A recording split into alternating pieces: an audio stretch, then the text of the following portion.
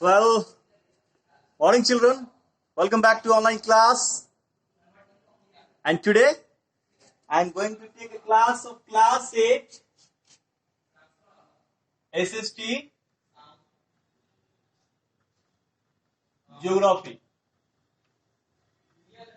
आज हम लोग ज्योग्राफी के बारे में पढ़ेंगे। ज्योग्राफी का जो चैप्टर है वह चैप्टर नंबर 15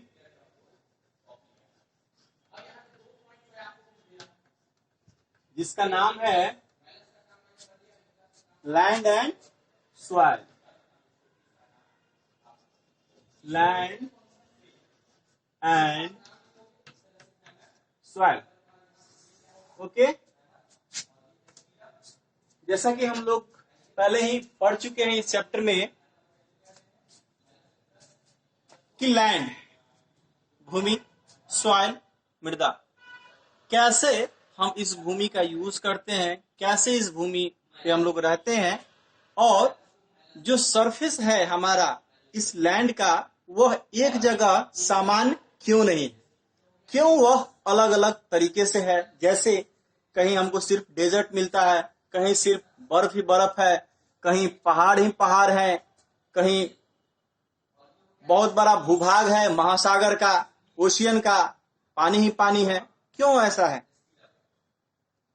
तो ये जो कैरेक्टराइज जो है वो उसको किया गया है इसमें, और हम लोग पाते हैं कि लगभग 71% जो है वो क्या है, हमारा वाटर से कवर्ड है, घिरा हुआ।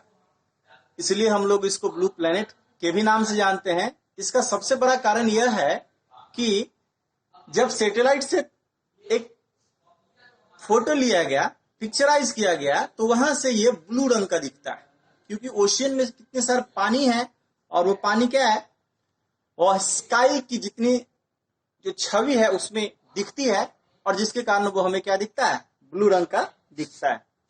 तो चलिए, आज जो मैं टॉपिक लेकर के आपके सामने आया हूं वो है लैंड यूज। Land use. तो लैंड का जो यूज है वो कैसे होता है? देखिए, लैंड यूज इन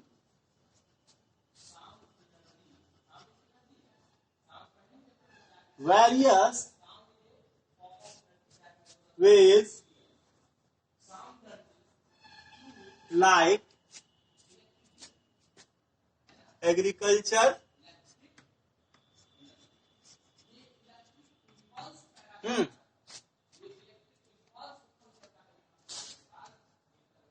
making buildings। मैं जो बोल रहा हूँ साथ साथ बोल भी रहा हूँ और लिख भी रहा हूँ। ह्यूमन सेटलमेंट,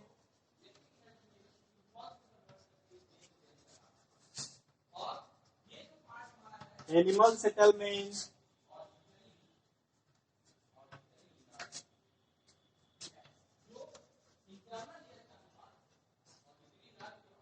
ठीक है, फिर से plants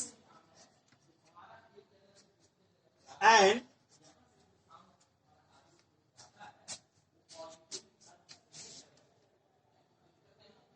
many types of living organism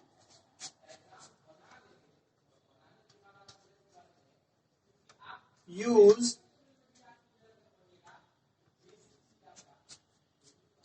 as per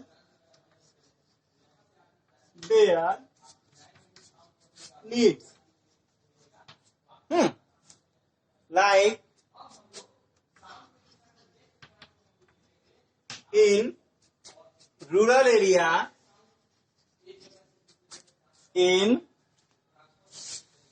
area, humans use fields for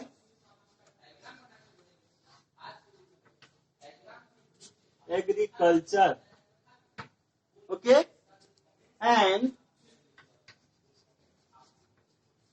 in urban area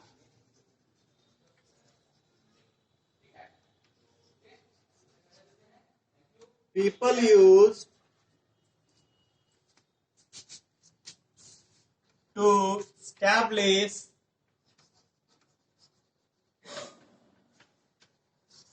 buildings and factories.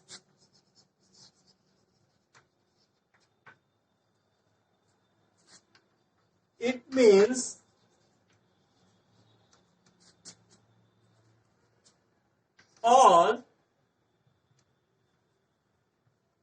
that mostly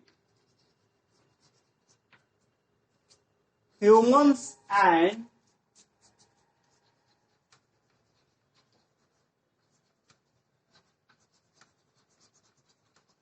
animals used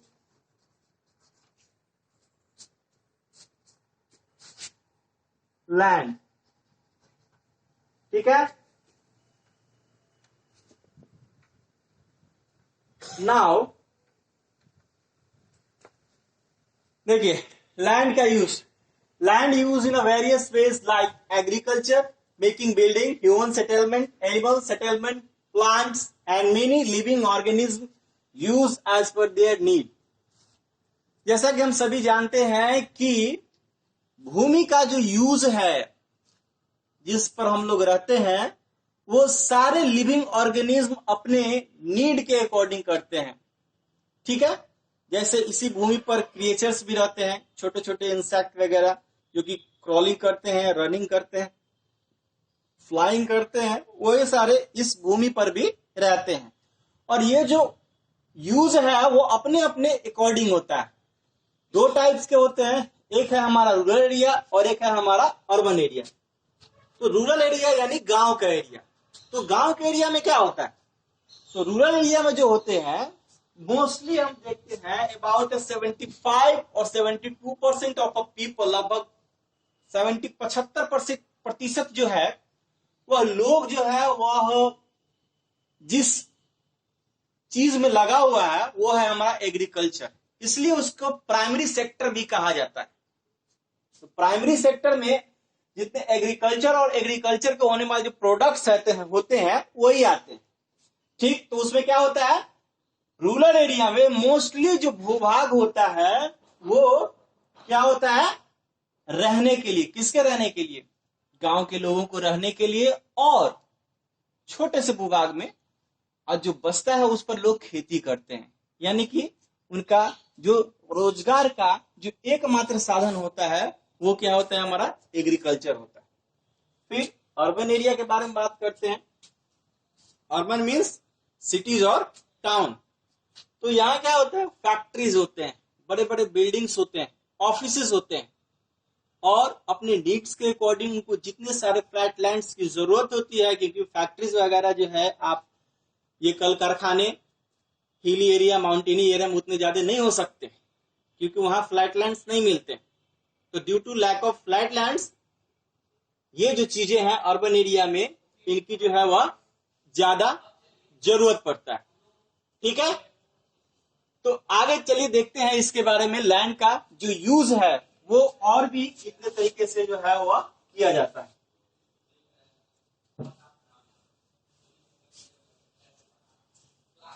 तो स्टूडेंट इस वीडियो को, इस क्लास, ऑनलाइन क्लास को पॉज करके मैं जो लिख रहा हूं आप उसको देख सकते हो. और मैं बोल रहा हूं और जो मैं लिख रहा हूं वही मैं बोल रहा हूं. तो आपको जो भी प्रॉब्लम होगी तो आप मेरे साउंड को सुने, क्योंकि मेरा साउंड क्लियर है. मैं ज्यादा बोल्ड बोलता हूं और लिख भी सही रहा हूं. बोर्ड की वजह से अगर कुछ चमक रहा हो तो आप मेरी आवाज को पुनः जो है वह रिवाइंड करके सुन सकते हैं. ठीक है. अब land cover. Land cover, land cover का मतलब होता है कि आखिरकार लैंड पर क्या क्या चीजें, जैसे कि जब भी मैप आप लोगों को पढ़ाया गया है तो उसमें बताया गया होगा पॉलिटिकल, फिजिकल और थीमेटिक मैप के बारे में. तो पॉलिटिकल मैप के बारे में बताया गया कि क्या है, उसके जितने सारे बाउंड्रीज है उसको दिखाया जाता है। फिजिकल मैप के बारे में क्या दिखाया जाता है, जो जो चीजें हैं उसके, जैसे कि माउंटेन को दर्शा दिया जाता है, जैसे कि कोई खेती वगैरह, जैसे कपास की खेती है तो इंडिया के एक मैप में दिखाना है आपको कि हाँ कपास की खेती कहाँ कहाँ की जाती है, कॉटन की खेती कहाँ कहाँ की जाती है। तो वो सभी क्या फिजिकल मैप्स में आपको आसानी से देखने को मिल जाता है और उसमें हम देख पाते हैं। तो ये लैंड जो है आखिरकार इस पर क्या क्या चीजें जो है वो पाई जाती है ना। तो it is the physically element that cover the land for example vegetation,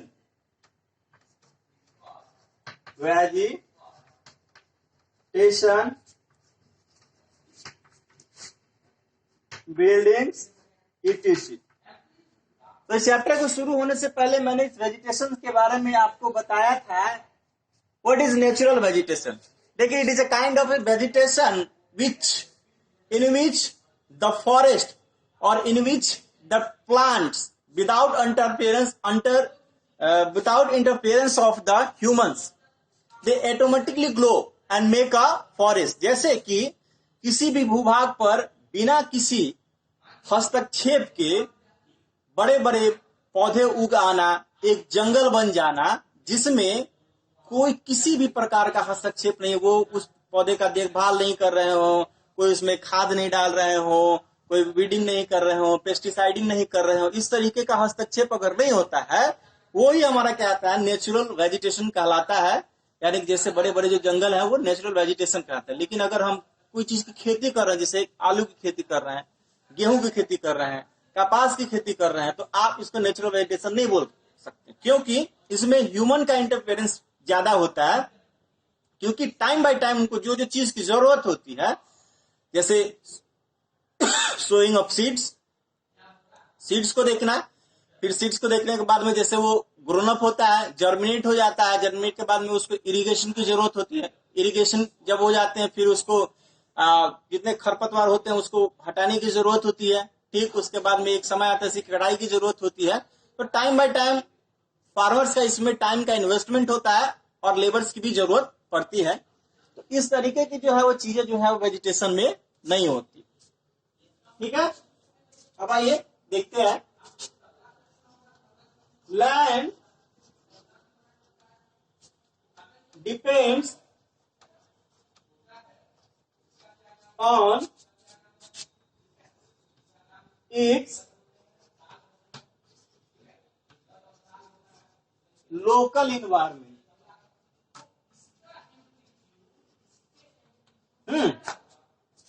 Like it is always affected by climate, okay, also show the population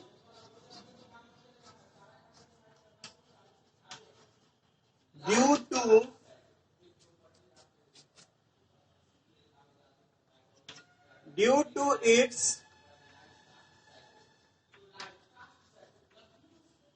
environment condition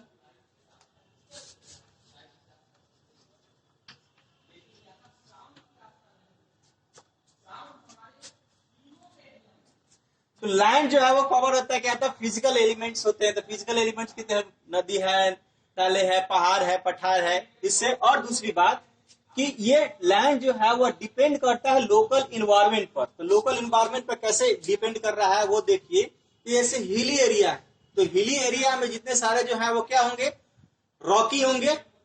और रॉकी क्या होगा, जमीन होगा। हमेशा क्या होगा, लैंडस्लाइड होगा, पेड़ पौधे ज्यादा पाए जाएंगे, ठीक है, तो उसमें फ्रेश एयर मिलेगा, ऑक्सीजन की कोई कमी नहीं होगी। लेकिन आप बड़े बड़े बिल्डिंग्स को वहां नहीं बना सकते, क्योंकि उतने चीज को, जैसे बड़े एक टेक्नोलॉजी है, उतने बड़े जो क्रेन्स वहां नहीं जा सकते, उतने बड़े ड्रिलिंग मशीन वहां पे नहीं जा सकते, इसलिए बड़े बड़े बिल्डिंग्स का बनना वहां असंभव हो जाता है।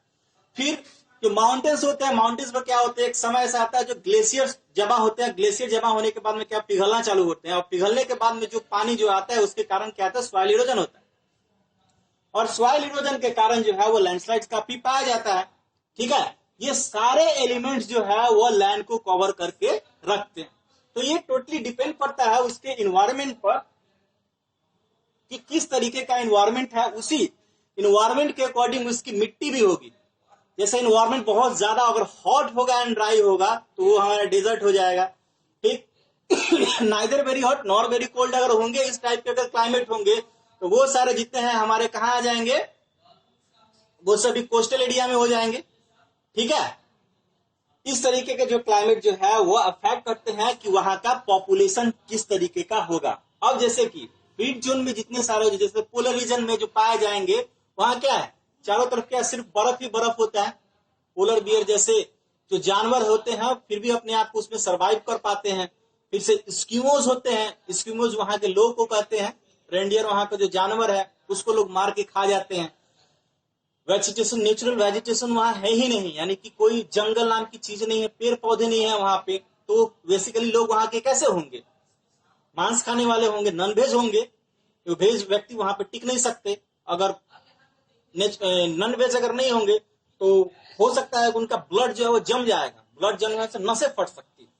कितना प्रेशर होता है, इतना टेम्परेचर होता है, -4 degree, -15 degree, 20 degree, 30 degree temperature होता है खून को जमा देने वाली। तो उस जगह ये टेम्परेचर जो है, ये सॉइल जो है उसके ऊपर, क्लाइमेट के ऊपर जो है वह डिपेंड करता है, ठीक है। अभी जो हमारा नेक्स्ट टॉपिक है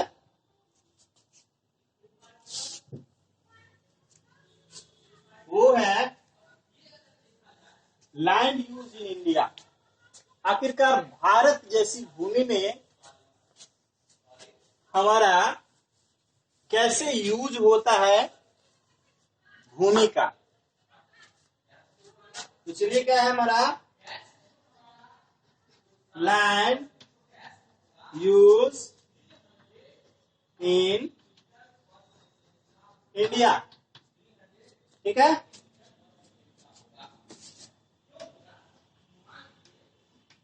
in India most of the people are only depends on the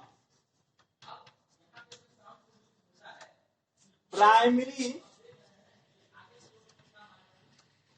sector of industry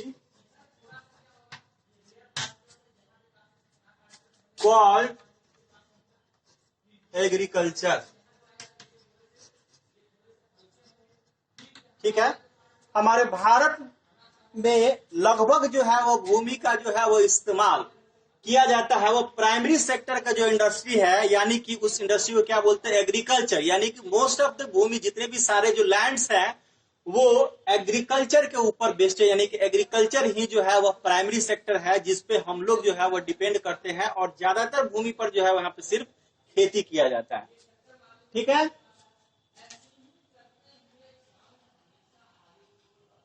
it means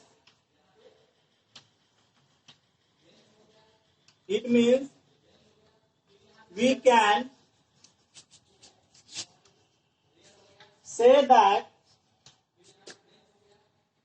about more than half of our land is used for agriculture.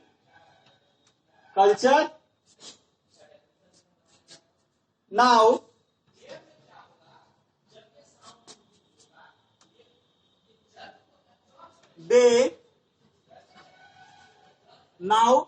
these are used become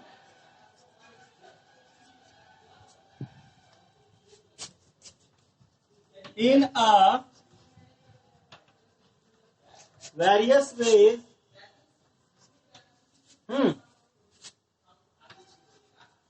like industries,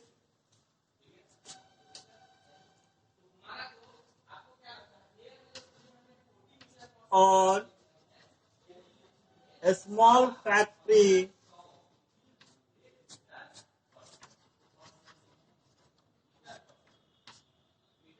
cottage industry,